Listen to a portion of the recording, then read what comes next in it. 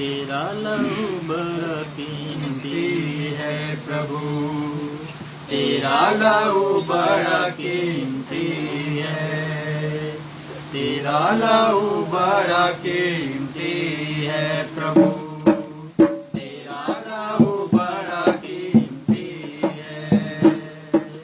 तूने जो लहू बहाया है, सारी दुनिया को बचाया है। तूने जो लहू बहाया है, सारी दुनिया को बचाया है। तेरा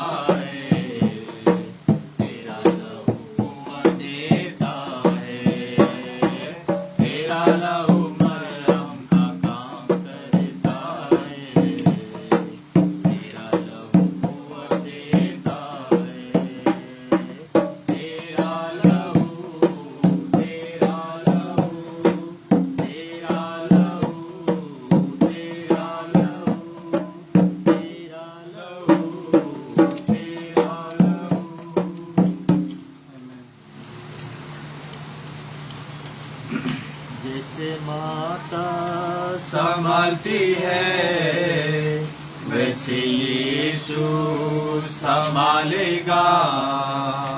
जैसे माता संभालती है, वैसे यीशु संभालेगा। सीने से लगाएगा, संकट सब हटाएगा। सीने से लगाएगा, चिंता सब हटाएगा। जैसे माता संभालती है, वैसे यीशु संभालेगा। जैसे माता संभालती है, वैसे यीशु संभालेगा। हाथ धर कर ले जाएगा, चट्टान पर चढ़ाएगा। हाथ धर कर ले जाएगा, चट्टान पर चढ़ाएगा। जैसे माता संभालती है, वैसे यीशु संभालेगा। जैसे माता संभालती है, वैसे यीशु संभालेगा। मेरे कारण वो घायल हुआ, मेरे पापों उठा लिया। मेरे कारण घायल हुआ, मेरे पापों उठा लिया। जैसे माता संभालती है, वैसे यीशु संभालेगा। जैसे माता संभालती है, वैसे यीशु संभालेगा। कभी ना छोड़ेगा, कभी ना त्यागेगा।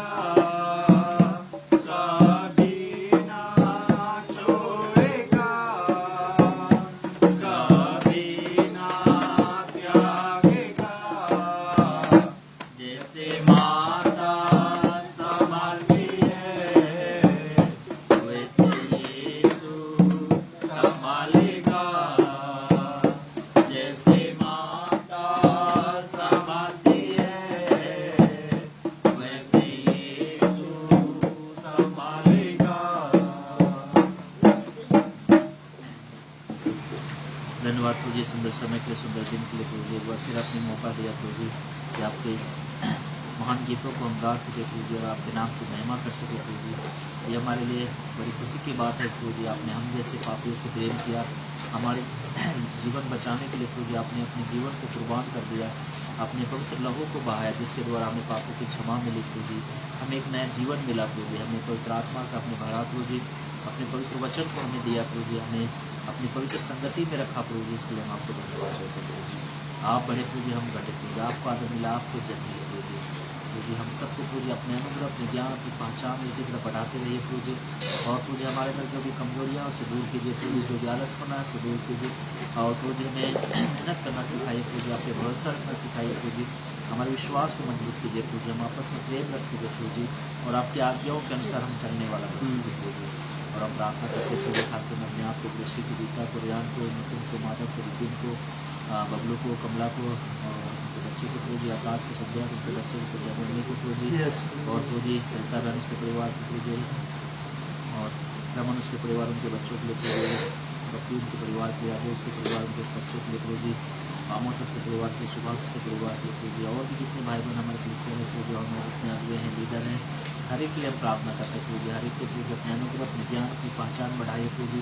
हर एक को प्रभु जी आत्मिक समझ, आत्मिक बुद्धि, आत्मिक ज्ञान दीजिए प्रभु जी, ताकि सब मिलकर प्रभु जी आपकी आराधना आत्मा सच्चाई से कर सके। और जहाँ रहे प्रभु जी आपकी आराधना वो करने वाला बन सके, आपके वचन के अनुसार वो चलने वाला बन सके प्रभु जी। अभी तक आपने हम सबको संभाला प्रभु जी, इसलिए धन्यवाद देते हैं प्रभु। जो लोग बीमार हैं प्रभु जी, आप उनके ऊपर दया करें ताकि वो स्वस्थ और चंगे हो सके प्रभु जी, और आपके नाम की महिमा, आपके नाम के धन्यवाद देने वाला बन सके। जो जरूरतमंद आपकी जरूरतों को पूरा करें प्रभु जी, और प्रभु जी हम अपनी गवाही को पवित्र रख सकें ताकि लोग हमारे अंदर आपको देख सकें प्रभु जी।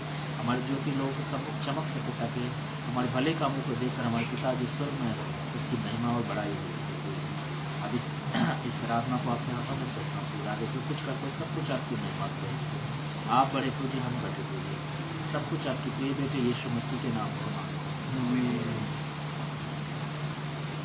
ऐसी रोटी दे मुझको, ऐसा पानी दे मुझको, ऐसी रोटी दे मुझको, ऐसा पानी दे मुझको, खाकर मैं भूखा न रहूं, पीकर मैं प्यासा न रहूं, खाकर मैं भूखा न रहूं, पीकर मैं प्यासा न रहूं। मेरे यीशु यीशु, मेरे यीशु यीशु, मेरे यीशु यीशु, मेरे यीशु, मेरे यीशु यीशु, मेरे यीशु यीशु, मेरे यीशु यीशु, मेरे यीशु। तेरा वचन रोटी मेरी, तेरा वचन पानी मेरा, तेरा वचन रोटी मेरी, तेरा वचन पानी मेरा, खाकर मैं भूखा न रहूं, पीकर मैं प्यासा न रहूं, खाकर मैं भूखा न रहूं, पीकर मैं प्यासा न रहूं। मेरे यीशु यीशु, मेरे यीशु यीशु, मेरे यीशु यीशु, मेरे यीशु, मेरे यीशु यीशु, मेरे यीशु यीशु, मेरे यीशु यीशु, मेरे यीशु। तेरा मसा रोटी मेरी, तेरा मसा पानी मेरा, तेरा मसा रोटी मेरी, तेरा मसा पानी मेरा, खाकर मैं भूखा न रहूं, पीकर मैं प्यासा न रहूं, खाकर मैं भूखा न रहूं, पीकर मैं प्यासा न रहूं। मेरे यीशु यीशु, मेरे यीशु यीशु, मेरे यीशु यीशु, मेरे यीशु, मेरे यीशु यीशु, मेरे यीशु यीशु, मेरे यीशु यीशु, मेरे यीशु। यीशु मसीह रोटी मेरी, यीशु मसीह पानी मेरा, यीशु मसीह रोटी मेरी, यीशु मसीह पानी मेरा, खाकर मैं भूखा न रहूं, पीकर मैं प्यासा न रहूं, खाकर मैं भूखा न रहूं, पीकर मैं प्यासा न रहूं। मेरे यीशु यीशु, मेरे यीशु यीशु, मेरे यीशु यीशु, मेरे यीशु, मेरे यीशु यीशु, मेरे यीशु यीशु, मेरे यीशु यीशु, मेरे यीशु। आराधना हो आराधना, खुदावन यीशु की आराधना, आराधना हो आराधना, खुदावन यीशु की आराधना, मेरे मसीहा की आराधना, जीवन दाता की आराधना, मेरे मसीहा की आराधना, जीवन दाता की आराधना, आराधना हो आराधना।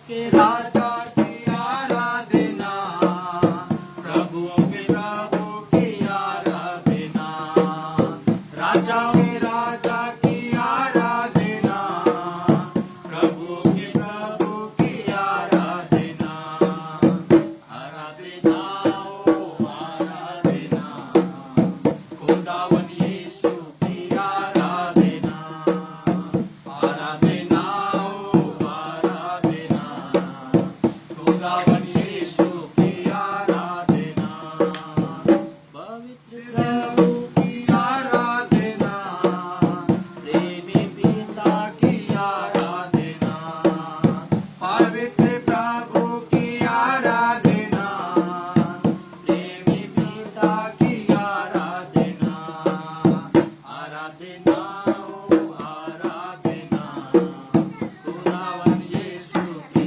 आराधना, आराधना ओ आराधना, खुदावन यीशु की आराधना, पवित्र दिल से आराधना, प्रेमी मन से आराधना, पवित्र दिल से आराधना, प्रेमी मन से आराधना, आराधना ओ आराधना, खुदावन यीशु की आराधना, आराधना ओ आराधना, खुदावन यीशु की आराधना, दूतों के संगे संगे आराधना, स्तुति प्रशंसा आराधना, दूतों के संगे संगे आराधना,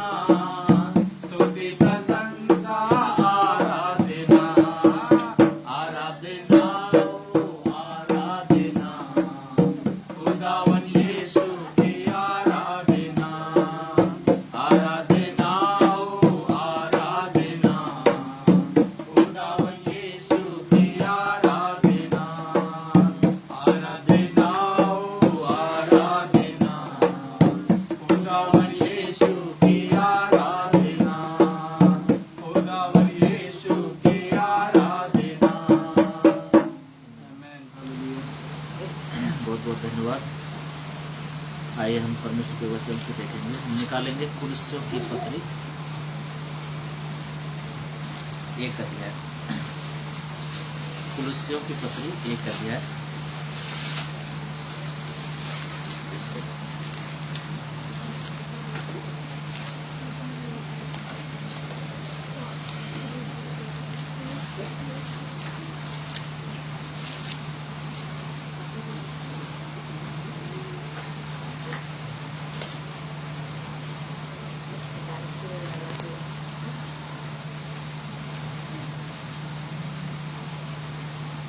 कुलस्यों की पत्री 1 अध्याय।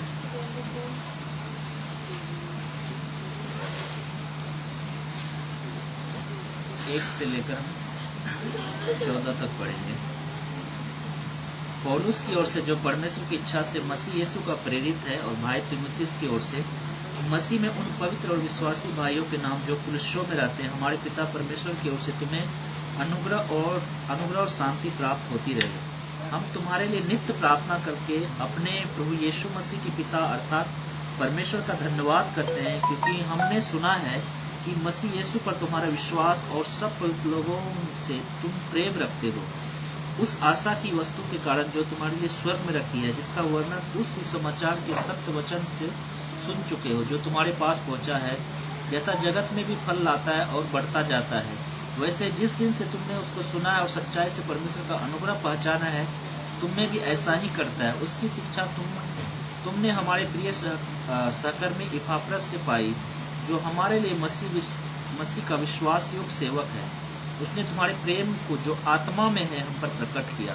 इसलिए जिस दिन से यह सुना है कि हम भी तुम्हारे लिए प्रार्थना और विनती करना नहीं छोड़ते कि तुम सारे आत्मिक ज्ञान और समझ सहित परमेश्वर की इच्छा की पहचान में परिपूर्ण हो जाओ, ताकि तुम्हारा चाल चलन प्रभु के योग हो और सब प्रकार के से प्रसन्न हो, और तुम्हें हर प्रकार के भले कामों का फल लगे। तुम परमेश्वर की पहचान में बढ़ते जाओ, उसकी महिमा की शक्ति के अनुसार सब प्रकार की सामर्थ से बलवंत होते जाओ, यहाँ तक कि आनंद के साथ हर प्रकार के धीरज और सहनशीलता दिखा सको, और पिता का धन्यवाद करते रहो जिसने हमें इस योग बनाया कि ज्योति में पवित्र लोगों के साथ मिरास में सहभागी हो। उसी ने हमें अंधकार के वश में छुड़ाकर अपने प्रिय पुत्र की राज में प्रवेश कराया, जिसमें हमें भी छुटकारा अर्थात पापों की क्षमा प्राप्त होती है। धन्यवाद प्रभु जी इस वचन के लिए प्रभु जी, जो इस पत्री के द्वारा हम सीखते हैं प्रभु जी, उसके अनुसार हम चलने वाला बन सके प्रभु जी। हम अपनी बुद्धि अपनी समझ से प्रभु जी आपके वचन को नहीं समझ सकते प्रभु जी, आपकी पवित्र आत्मा हमारी मदद कर सके प्रभु जी। हमें हमारी बुद्धि और समझ को खोलिए प्रभु जी, हमें स्वर्गीय बुद्धि और समझ दीजिए प्रभु जी, ताकि स्वर्गीय वचन जो पवित्र वचन है, जो स्वर्ग से आया है प्रभु जी, इस वचन को हम समझने वाला बन सके, और इस वचन के द्वारा प्रभु जी हम अपने जीवन में सुधार लाने वाला बन सके प्रभु जी। पवित्र आत्मा हम सबकी मदद कर सके प्रभु जी, आपकी उपस्थिति हम सबके जीवन में हो सके। अभी तक आपने हम सबको संभाला प्रभु जी, आगे भी हमें संभालना, हमारा अगुवाई करना, सब कुछ आपके प्रिय बेटे यीशु मसीह के नाम से मांगते हैं। यहाँ पे पौलुस कुलस्सियों को पत्री लिखता है और धन्यवाद जाहिर करता है कि क्या सुना उसने। तीसरी आयत में लिखता है कि हम तुम्हारे लिए नित्य प्रार्थना करके अपने प्रभु यीशु मसीह के पिता अर्थात परमेश्वर का धन्यवाद करते हैं। सबसे पहले तो यहाँ कुलस्सियों के लोगों को लिखता है कि मैं तुम्हारे लिए क्या हर दिन प्रार्थना करता हूँ। नित्य मतलब प्रत्येक दिन तुम्हारे लिए प्रार्थना करता हूँ और अपने पिता के सम्मुख धन्यवाद करता हूँ कि तुम्हारे विश्वास के लिए, तुम्हारे प्रेम के लिए जो तुम काम कर रहे हो। तो यहाँ पे एक बात पौलुस हमें सिखाता है कि जो लोग प्रभु में बढ़ रहे हैं और जो लोग परमेश्वर के वचन को दूसरों को सिखाते हैं, उनके विश्वास दिन प्रतिदिन में बढ़ोतरी हो रही है, तो हम उनके लिए प्रार्थना करना ना छोड़ें। क्योंकि ऐसा नहीं कि वो मजबूत हो गया है, वो विश्वास में मजबूत है, ऐसा नहीं। शैतान उनको अटैक नहीं करेगा, शैतान उनको नहीं गिराएगा। शैतान ऐसे लोगों को ही ज़्यादा पकड़ता है जो विश्वास में कमज़ोर होते हैं। वो चाहता है कि ये पूरी तरीके से मसीह के वचन को पढ़ना छोड़ दे, मसीह की संगति करना छोड़ दे, मसीह के बारे में बातें करना छोड़ दे। तो यहाँ पे हमें भी एक दूसरे के लिए प्रार्थना करना बहुत ज़रूरी है। जैसे यहाँ पौलुस कुलस्सियों के लोगों के लिए नित्य प्रार्थना करता है, जबकि यहाँ पौलुस उनके बीच में नहीं है, फिर भी पत्री के द्वारा इस संदेश को कुलस्सियों के लोगों को भेजाता है कि हम तुम्हारे लिए नित्य प्रार्थना करके अपने प्रभु यीशु मसीह के पिता अर्थात परमेश्वर का धन्यवाद करते हैं, क्योंकि हमने सुना है कि मसीह यीशु पर तुम्हारा विश्वास और सब पवित्र लोगों से तुम प्रेम रखते हो, और उस आशा की वस्तु के कारण जो तुम्हारे लिए स्वर्ग में रखी हुई है, जिसका वर्णन तुम उस सुसमाचार के सत्य के वचन में सुन चुके हो। तो यहाँ पे पौलुस किस बात के लिए उसके लिए प्रार्थना कर रहा है, किस बात के लिए परमेश्वर पिता को वो धन्यवाद दे रहा है कि उसने सुना है कि मसीह यीशु उसका विश्वास दिन प्रतिदिन बढ़ता जा रहा है और वो पवित्र लोगों से क्या करता है, प्रेम रखता है। तो पहली चीज़ यहाँ पौलुस हमें क्या सिखाता है कि हमें भी आपस में, खुद के लिए भी, दूसरों के लिए भी हमें हर दिन प्रार्थना करनी चाहिए। जब हम प्रार्थना करते हैं सिर्फ अपने लिए उठ के, सुबह उठ के या रात को जब हम, या जब भी कभी समय मिलता है, हम खुद के लिए सिर्फ प्रार्थना ना करें, बल्कि हम अपने पवित्र भाई बहन के लिए, जो पवित्र वो नहीं है कि जैसा आज संसार में होते हैं, हम नहा लिए तो पवित्र हो गए, गंगा जल छिट लिए तो पवित्र हो गए, ऐसा नहीं है। पवित्र वो लोग हैं जो मसीह यीशु पर विश्वास करते हैं, वो सब क्या है, पवित्र ठहराए गए, वो सब धर्मी ठहराए गए, वो संत कहलाए जाते हैं। तो यहाँ पे लिखा है जो लोग मसीह यीशु पर विश्वास करते हैं, जो वचन में बढ़ रहे हैं और जो सच में उसके पीछे चल रहे हैं, जो उनकी गवाही के खातिर अपने जान जोखिम में डाल रहे हैं, तो हमें भी उनके लिए क्या करना है, प्रार्थना करना है। और दूसरी बात यहाँ पे पौलुस किस लिए प्रार्थना कर रहा है, क्योंकि वो पवित्र लोगों से तुम प्रेम रखते हो। यहाँ पे हम देख सकते हैं कि हमें प्रभु यीशु मसीह जब इस संसार में था, उसने अपने चेलों को भी यही बात सिखाया कि जब लिखा है कि जब उसके घड़ी नज़दीक आए कि उस क्रूस पे चढ़ाया जाए, तब प्रभु यीशु मसीह ने अंगोछा लिया और अपनी कमर को बांधा और चेलों को पाँव धोने लगा। तो वहाँ उस कहानी से क्या सिखाया, जिस प्रकार मैंने तुमसे प्रेम रखा, तुम भी इसी तरह आपस में एक दूसरे से प्रेम रखना। यानी यहाँ पे वही उदाहरण इन लोगों ने, कुलस्सियों के लोगों ने अपनाया कि जिस प्रकार प्रभु यीशु मसीह ने अपने चेलों को प्रेम रखना सिखाया, इसी तरह ये लोग भी आपस में प्रेम रखते थे। प्रेम रखना मतलब सिर्फ हम बोल देना काफ़ी नहीं है, बल्कि उस प्रेम को अपने जीवन के द्वारा हमें करके दिखाना कि हाँ, हम सच में एक दूसरे से हम प्रेम रखते हैं। और आगे लिखता है कि उस आशा की वस्तु के कारण जो तुम्हारे लिए स्वर्ग में रखी हुई है, जिसका वर्णन तुम उस सुसमाचार के सत्य के वचन में सुन चुके हो। तो हम सब के लिए स्वर्ग में वो वस्तु, वो चीज, वो धार्मिकता का मुकुट रखा हुआ। जब पौलुस बोलता है कि मैंने अच्छी कुश्ती लड़ ली है, मैंने विश्वास की रखवाली की है और भविष्य में मेरे लिए धार्मिकता का मुकुट रखा हुआ है। तो वहाँ आगे एक शब्द और बोलता है, न केवल मेरे लिए बल्कि उन सब के लिए जो मेरे समान उस निशाने की ओर दौड़ा चला जाता है, उन सब के लिए वो धार्मिकता का मुकुट रखा हुआ है। तो हमारे लिए भी स्वर्ग में परमेश्वर ने वो मुकुट को रखा है और उससे बढ़कर हम खुद यीशु मसीह हमारे लिए स्वर्ग में इंतजार कर रहे हैं, हम उनके साथ रहेंगे। तो हमारी आशा, हमारा विश्वास किस पे है? तो यीशु मसीह पे है, हम उनकी बाढ़ जोड़े हैं। तो इसलिए ये लोग क्या करते हैं, पौलुस यहाँ बताता है, सबसे पहले मैं खुद तुम्हारे लिए प्रार्थना कर रहा हूँ और इसलिए प्रार्थना कर रहा हूँ, इसलिए खुदा का धन्यवाद दे रहा हूँ क्योंकि तुम आपस में प्रेम रखते हो और तुम्हारी आशा इस संसार पे नहीं है, इस संसार के धन पे, दौलत पे, इस संसार के लोगों पे, बल्कि तुम्हारी आशा क्या है?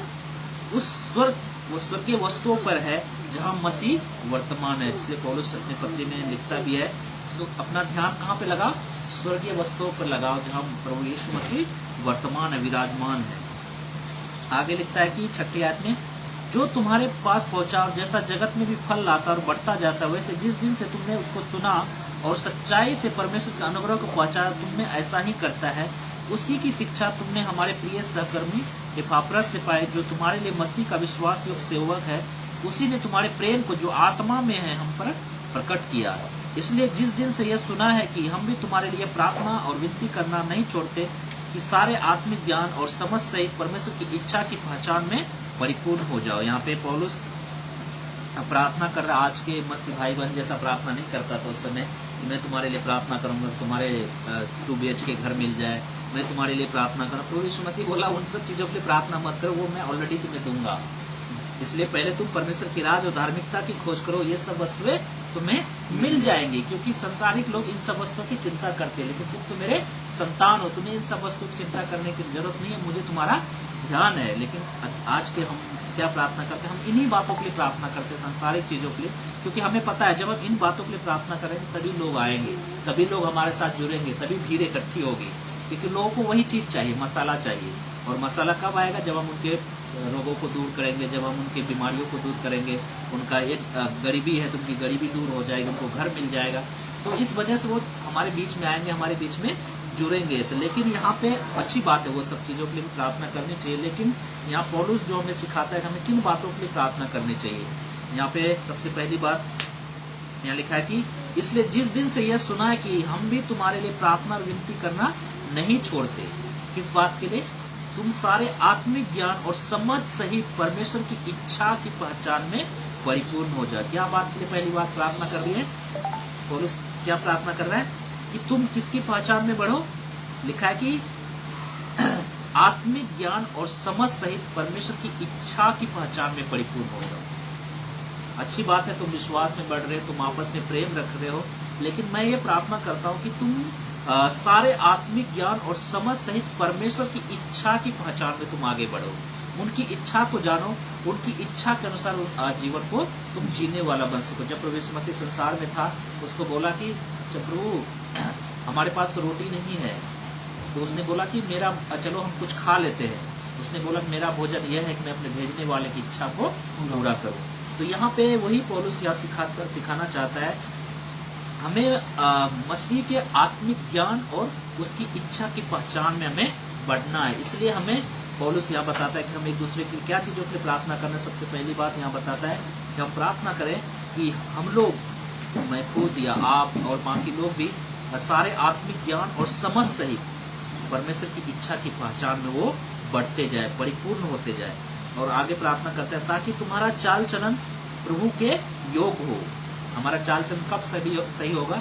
जब हम परमेश्वर की इच्छा को जानेंगे और उसकी आत्मिक ज्ञान और समझ में परिपूर्ण बनेंगे, तभी हमारा चाल चलन परमेश्वर के वचन के अनुसार होगा। जब हम खुदा को जानेंगे नहीं, जब हम वचन को जानते नहीं है, हमारे मुंह से तो गाली निकलेगी, हमारे जीवन में हमारे चेहरे पे गुस्सा ही दिखाई देगा, हम आपस में झगड़ेंगे ही, क्योंकि हमें वचन का ज्ञान नहीं है, वचन का समझ नहीं है कि वचन हमें क्या सिखाता है। इसलिए पौलुस सबसे पहले क्या बताता है? सबसे पहले मैं प्रार्थना करूंगा तुम आत्मिक ज्ञान और समझ सहित परमेश्वर की इच्छा की पहचान में परिपूर्ण हो जाओ, ताकि तुम्हारा चाल चलन प्रभु के योग हो। किसके योग हो? लोग देख के तुम्हारी बड़ाई नहीं करें, अच्छी बातें करें, लेकिन तुम्हारा चाल चलन परमेश्वर को बढ़ना चाहिए, प्रभु को योग होना चाहिए। वो योग कब होगा? जब हम खुदा के वचन में बढ़ेंगे, उसकी इच्छा की पहचान में हम आगे बढ़ेंगे। आगे लिखता है, और सब प्रकार से प्रसन्न हो, तुम में हर प्रकार के भले कामों का फल लगे और तुम परमेश्वर की पहचान में बढ़ते जाओ। क्या लिखा है? तुम में हर प्रकार के भले कामों का फल लगे। हमारे अंदर, हमारे जीवन में क्या लगे? जब हम वचन में बढ़ेंगे, आत्मिक पहचान में बढ़ेंगे, उसकी इच्छा को जानेंगे, तो हमारे जीवन में क्या होगा? भले कामों का फल लगेंगे। जैसा पुलिस का ध्यान लिखा है कि आत्मा के 9 फल है, प्रेम, कृपा, भलाई, नम्रता, संयम, विश्वास, धीरज। ऐसे 9 फलों के बारे में गलतियों का ध्यान बताया गया। वो फल हमारे जीवन में लगेंगे, वो फल हमारे जीवन में दिखाई देंगे। हमारे जीवन में विश्वास दिखाई देगा। जब हम परमेश्वर की इच्छा को जानेंगे, उसकी आत्मिक समझ और ज्ञान में हम परिपूर्ण होंगे, हमारा विश्वास बढ़ेगा, हमारे अंदर प्रेम की बढ़ोतरी हम देखेंगे, हमारे अंदर धीरज को हम देखेंगे, हमारे अंदर नम्रता देखेंगे, हमारे अंदर संयम देखेंगे। वो सब फल हमारे अंदर दिखेंगे, हमारे नजर आएंगे हमारे जीवन में। कब होगा? जब हम एक दूसरे के लिए प्रार्थना करेंगे कि प्रभु हमें अपने पहचान में बढ़ाइए, हम अपने आत्मिक समझ में हमें बढ़ाइए, हमें आपकी इच्छा की पहचान में हमें परिपूर्णता में हमें बढ़ाइए। जब हम ऐसा हम प्रार्थना करेंगे, जब हम ऐसे आत्मिक जीवन में वचन के द्वारा हम बढ़ेंगे, तो हमारा जीवन परमेश्वर को भाएगा और सब प्रकार के भले फल हमारे जीवन में दिखाई देंगे, जो आत्मा के 9 फल पौलुस बताता है। आगे लिखता है, उसकी महिमा की शक्ति के अनुसार सब प्रकार की सामर्थ्य से बलवंत होते जाओ, यहाँ तक कि आनंद के साथ हर प्रकार से धीरज और सहनशीलता दिखा सको। ये सब चीजें क्या है? पौलुस प्रार्थना कर रहा है किसके लिए? कुलुस्सियों के लिए, कि उसकी महिमा की शक्ति के अनुसार सब प्रकार की सामर्थ्य से बलवंत होते जाओ। क्या है? सब प्रकार की सामर्थ्य से हम क्या हो जाए? बलवंत होते जाए, आत्मिकता में हम मजबूत होते जाए। जैसा पौलुस बताता है कि भले ही हमारा बाहरी मनुष्य दिन प्रतिदिन खत्म होता जाता है, नाश होता जाता है, लेकिन हमारा भीतरी मनुष्य दिन प्रतिदिन नया होता जाता है। इसलिए पौलुस बताता है कि यदि कोई मसीह में है तो वो नई सृष्टि है। हम कभी पुराने नहीं होते, हम हर दिन नए होते जाते हैं। परमेश्वर हमारे अंदर हर दिन कुछ न कुछ नया करता है। आगे लिखता है, और पिता का धन्यवाद करते रहो जिसने हमें इस योग बनाया कि ज्योति में पवित्र लोगों के साथ मिरास में सहभागी हो। क्या सिखा रहा है पौलुस कलीसिया को? कि मैं तुम्हारे लिए प्रार्थना करता हूँ कि तुम आत्मिक समझ, आत्मिक ज्ञान में, उसकी इच्छा की पहचान में परिपूर्ण होते जाओ। और क्यों मैं ऐसी प्रार्थना कर रहा हूँ? क्योंकि तुम्हारा चाल चलन अपने आसपास के लोगों को नहीं, बल्कि सबसे पहले प्रभु को भाना चाहिए, प्रभु को प्रसन्न करना चाहिए तुम्हारा चाल चलन, और तुम उसके सामर्थ्य में बलवंत होते जाओ, और ताकि तुम्हारे अंदर सब प्रकार का धीरज और सहनशीलता दिखा सको। हम सामर्थ्य पाते हैं, और उसको सामर्थ्य का मतलब नहीं होता है कि संसारिक तौर पर देखा जाए तो हमारा अच्छा खासा बॉडी होना चाहिए, हमारे अंदर पावर होनी चाहिए, हमारा चेहरा सही ठीक ठाक होना चाहिए। लेकिन मसीह जीवन में आज के सामर्थ्य देखा जाए, तुम्हारे अंदर सामर्थ्य है तो भूतों को निकाल, लंगड़ों को चंगा कर, ये कर। लेकिन सबसे बड़ी सामर्थ्य क्या है? जब कोई आपके विरोध में कुछ बातें बोले, जब आपको कोई भरा बुरा कहे, जब आपको कोई मारे, उस समय आपके अंदर धीरज दिखाई देता है, उस समय आपके अंदर सहनशीलता दिखाई देता है, तो आप समझ जाओ कि सच में परमेश्वर की सामर्थ हमारे अंदर आ चुकी है, मैं बलवंत हो चुका हूँ। इसलिए पौलुस बताता है कि जब मैं निर्बल होता हूँ तब परमेश्वर की सामर्थ मेरे अंदर छाया करती है, इसलिए मैं अपनी निर्बलताओं पर घमंड करता हूँ। तो सामर्थ्य कैसे हम पहचानें कि मैं सच में परमेश्वर की सामर्थ हमारे अंदर है, मैं बलवंत हो चुका हूँ? जब आपके अंदर वो धीरज आ जाए, जब आपके अंदर वो सहनशीलता दिखने लगे कि लोग कुछ भी आपके मसीह के विरोध में आपको कुछ भी बोले, आप उस चीज़ों को सहना आपने सीख लिया, धीरज धरना सीख लिया, लोगों के लिए प्रार्थना करना सीख लिया, उस दुखों में भी, तकलीफों में भी, इसका मतलब कहीं ना कहीं आप परमेश्वर की सामर्थ्य में बलवंत होते जा रहे हो। आप उनके आपके अंदर सच में वो धीरज और सहनशीलता दिखाई देने लगेगी जब आप सच में बलवंत हो जाओगे। तो यहाँ पे वो सामर्थ्य मतलब उसकी महिमा की शक्ति के अनुसार सब प्रकार की सामर्थ्य से बलवंत होते जाओ। तो बलवंत होने का मतलब ये है कि हमारे अंदर जब हम सामर्थ्य, उसके परमेश्वर की सामर्थ्य हमारे अंदर आएगी, जब हम बलवंत होंगे हमारे अंदर धीरज दिखाई देगा, हमारे अंदर पेशेंस दिखाई देगा। इसका मतलब ये नहीं कि हम किसी को मार देंगे, किसी को श्राप दे देंगे, किसी को कुछ भी कर देंगे। वो सामर्थ्य, यहाँ उस सामर्थ्य की बात नहीं हो रही है। यहाँ पे जब परमेश्वर का सामर्थ्य आता है तो हमारे अंदर धीरज आता है, हमारे अंदर सहनशीलता आता है। जैसा प्रभु यीशु मसीह के अंदर आया था। जब वो क्रूस पे था तो उसके अंदर इतना सामर्थ्य था कि वो उस क्रूस पे भी लोग उसको बुरा भला कर रहे हैं, लोग उसको थूक रहे हैं, लोग उनके कपड़े बांट रहे हैं, लोग उनको क्या कुछ नहीं कर रहे, लेकिन फिर भी उसने प्रार्थना की, हे पिता इन्हें माफ कर, ये नहीं जानते ये क्या कर रहे हैं। संसार में रहते हुए लोगों ने उसे बोला ये दुष्ट आत्माओं का सरदार है, ये शैतान की सहायता से दुष्ट आत्माओं को निकलता है, ये पेटू है, ये पियक्कर है, लेकिन उसके मुंह से एक भी गाली नहीं निकला, वो उस श्राप नहीं निकला। वो चाहता तो दे सकता था लेकिन उसने नहीं किया। तो खुदा का सामर्थ उसके साथ था, इसलिए उसके अंदर क्या था, वो धीरज था, वो सहनशीलता उसके अंदर दिखाई देती। तो हमारे अंदर भी वही चीज पौलुस यहाँ प्रार्थना करता है कि वो सहनशीलता, वो धीरज तब दिखाई देगी जब हम वचन में हम बढ़ेंगे, जब इस वचन की समझ हमारे अंदर आएगी कि खुदा का वचन कहना क्या चाहता है। जैसा लिखा है कि क्योंकि परमेश्वर ने जगत से ऐसा प्रेम किया, उसने अपना इकलौता पुत्र दे दिया ताकि जो कोई इस पर विश्वास करे वो नाश न हो परंतु अनंत जीवन पाए। सिर्फ इस वचन को हमने पढ़ लिया, रट्टा मार लिया तो कोई फायदा नहीं है, लेकिन जब उस वचन की पहचान में हम बढ़ेंगे, उस वचन के ज्ञान को हम समझेंगे, इसका अर्थ क्या है, ये हमें क्या बताना चाहता है, तब हमें समझ में आएगा कि ये वचन भले ही एक लाइन में है, एक वर्ष है यूहन्ना 3:16, लेकिन इस 16 आयत में बहुत बड़ा परमेश्वर का राज, परमेश्वर का प्रेम छुपा हुआ है। बाइबल की पूरी कहानी इसमें छुपी हुई है कि खुदा हमसे प्रेम करता है। वो खुदा जिसने पूरे संसार को बनाया, वो खुदा जिसने हमारे नथनों में सांस फूका, वो खुदा जिसकी मैंने बगावत की, जिसको मैंने गाली दिया, जिसको अपने पैरों से रोंदा, हमने उसके विरोध में अनगिनत पाप किए, लेकिन उस खुदा ने हमसे प्रेम किया और हमारे लिए क्रूस पर अपने प्राणों को बलिदान किया। इसलिए वहाँ पे लिखा है कि क्योंकि परमेश्वर ने जगत से ऐसा प्रेम किया। जगत मतलब एक ऐसे जगत से जो उनके खिलाफ चलता था, जो उनके खिलाफ बोलता था, जो उनको उन पे विश्वास नहीं करता था, उस जगत से उसने प्रेम रखा और उसने अपना इकलौता, अपना खुद का बेटा उसने उस जगत के लिए, एक ऐसे जगत के लिए जो उनके विरोध में हो चुका था, उनको दे दिया, अर्थात उस दुश्मनों के लिए मरने के लिए दे दिया। इसलिए लिखा है कि जब बैरी होने की दशा में खुदा ने हमसे इतना प्रेम किया, जब हम अब उनके संतान हैं तो सोचो वो हमसे कितना प्रेम करेगा। तो यहाँ पे लिखा है कि पिता का धन्यवाद करते रहो जिसने हमें इस योग बनाया हम ज्योति में पवित्र लोगों के साथ मिरास में सहभागी हो। इस योग समझा आज हम यहाँ पे बैठ के खुदा के गीत गा रहे हैं। हम इस योग थे नहीं, लेकिन हम धन्यवाद करें, परमेश्वर धन्यवाद हो आज का दिन आपने हमें दिया। आज हमें सच में परमेश्वर आपको धन्यवाद देते कि आप हम वचन में हमें बढ़ा रहे हैं। और लिखा है उसी ने हमें अंधकार के पापों की क्षमा प्राप्त होती है। किसमें प्राप्त होती है? मसीह यीशु में प्राप्त होती है। तो यहाँ पे हम देख सकते हैं किस प्रकार पौलुस धन्यवाद के साथ स्टार्ट करता है और प्रार्थना किस प्रकार करनी चाहिए हमें एक दूसरे के लिए, वो चीज़ें यहाँ पे हमें पौलुस सिखाती है। हमें भी एक दूसरे के लिए लगातार प्रार्थना करते रहना चाहिए और किन बातों के लिए प्रार्थना करना है यहाँ पे हमें देखने को मिलता है, क्योंकि हम अब शारीरिक नहीं रहे। तो पौलुस बताता है गलातियों के अध्याय में कि मैं मसीह यीशु के साथ क्रूस पर चढ़ाया गया, अब मैं जीवित नहीं रहा बल्कि मसीह हमारे अंदर जीवित है। हमें ज़्यादा से ज़्यादा आत्मिक बातों के लिए हमें प्रार्थना करनी है, क्योंकि हम अब शरीर में नहीं हैं, हम शरीर में मर चुके हैं, मसीह का आत्मा हमारे अंदर जीवित है। तो हम जितना ज़्यादा आत्मिक बातों के लिए प्रार्थना करेंगे, आत्मिक जीवन के लिए प्रार्थना करें, उतना ज़्यादा हम मसीह में बलवंत होंगे, उतना ज़्यादा परमेश्वर हमारे जीवन से प्रसन्न होगा। जितना ज़्यादा हम शारीरिक बातों की प्रार्थना करेंगे उतना ज़्यादा हम परमेश्वर से दूर होते जाएंगे, उतना ज़्यादा परमेश्वर हमारे जीवन में दिलचस्पी नहीं लेगा। लेकिन जब हम आत्मिक बातों के लिए प्रार्थना करेंगे, आत्मा के अनुसार जीने की कोशिश करेंगे, उतना हमारा जीवन परमेश्वर को भाएगा।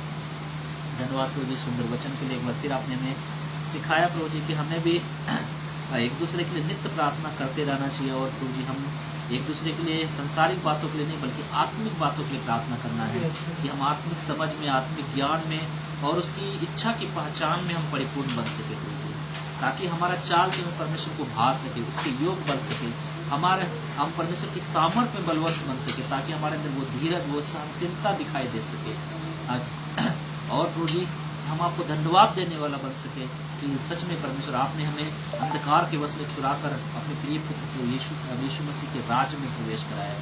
हमें धन्यवाद देना चाहिए कि आपने हमें पवित्र लोगों की संगति में रखा है। हमें धन्यवाद देना चाहिए कि आपने हमें शैतान के हर एक युक्तियों से अब तक बचा के रखा है प्रभु जी। तो हम प्रार्थना करते हैं कि हम सब प्रभु जी आत्मिक ज्ञान, आत्मिक समझ में हम बढ़ते जाए प्रभु जी, हम आपके आपकी बुद्धि, आपकी समझ में हम बढ़ने वाला बन सके, आपके प्रेम में हम बढ़ने वाला बन सके, आपकी धार्मिकता में हम बढ़ने वाला बन सके प्रभु जी। तो हमें आत्मिक समझ, आत्मिक बुद्धि, आत्मिक ज्ञान दीजिए प्रभु जी।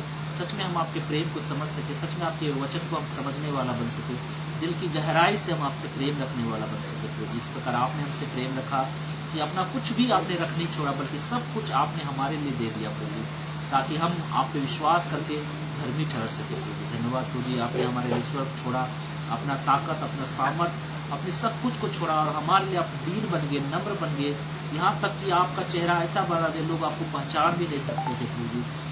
सच में परमेश्वर, आपने हमारे लिए बहुत कुछ इस संसार में सहा प्रभु जी, उन दुखों को उठाया प्रभु जी, आपने क्रूस के उस पीड़ा को सहा प्रभु जी, ताकि हम सब आपके ऊपर ईमान ला सके, विश्वास ला सके और एक नया जीवन पा सके प्रभु जी। और वो जीवन अनंत काल का जीवन है जो कभी खत्म नहीं होता प्रभु जी। तो आप हमारी मदद करें, सहायता करें प्रभु जी। जो भाई बहन नहीं आ पाए उनको भी आप खत्म सकते हैं, जो लोग बीमार है प्रभु जी आप उनको दया करें, जो जरूरतमंद है आप उनकी जरूरतों को पूरा करना प्रभु जी। आगे जब हम यहाँ से जाते हैं प्रभु जी, हम अपने घरों को प्रभु जी हमारी अगुवाई करना, हमारी मदद करना, पूरे सप्ताह भर हमें संभालना, शैतान के हरेक युक्ति से बचाना प्रभु जी। हम आपके वचन में, आपकी पहचान में, आपके ज्ञान में हम बढ़ने वाला बन सके, इसी प्रार्थना को हम अपने आत्मिक जीवन में लागू करने वाला बन सके, ताकि हमारा जीवन आपको भाने वाला बन सके, हमारा चाल चलन आपको भाने वाला बन सके। सब बातों में आपको धन्यवाद देते हुए सब कुछ आपके प्रिय बेटे यीशु मसीह के नाम से मांगते हैं। यीशु मसीह तेरे जैसा है कोई नहीं, तेरे चरणों में झुके आसमां और महिमा गाए जमीन। यीशु मसीह तेरे जैसा है कोई नहीं, तेरे चरणों में झुके आसमां और महिमा गाए जमीन। हम गाए हो सना, तू राजाओं का है राजा, तेरी महिमा होवे सदा। तू है प्रभु हमारा खुदा, तू है प्रभु हमारा खुदा। प्यारे पिता तूने हमसे कितना प्यार किया, हमें पापों से छुड़ाने को अपने बेटे को कुर्बान किया। प्यारे पिता तूने हमसे कितना प्यार किया, हमें पापों से छुड़ाने को अपने बेटे को कुर्बान किया। हम गाए हो सना, तू राजाओं का है राजा, तेरी महिमा होवे सदा। तू है प्रभु हमारा खुदा, तू है प्रभु हमारा खुदा। परमेश्वर का प्रेम, यीशु मसीह का अनुग्रह और पवित्र आत्मा की सहभागिता अब से लेकर हमेशा तक हम सबके साथ बनी रहे।